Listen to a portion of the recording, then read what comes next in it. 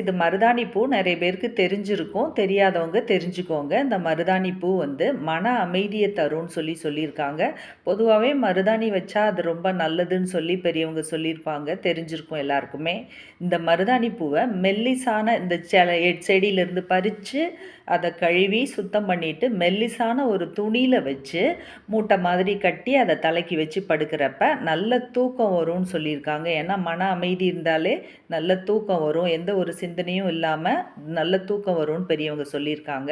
Try பண்ணி பாருங்கள். ஆனால் சின்ன சின்ன பூச்சி இருக்கிறதுனால அதை வந்து கழுவிட்டு அப்புறமா காய வச்சு துணியில் வச்சு மூட்டையாக கட்டி 2-3 நாள் வரை அதை யூஸ் பண்ணலாம். அதனால் நீங்கள் அந்த மாதிரி ட்ரை பண்ணி பாருங்கள்.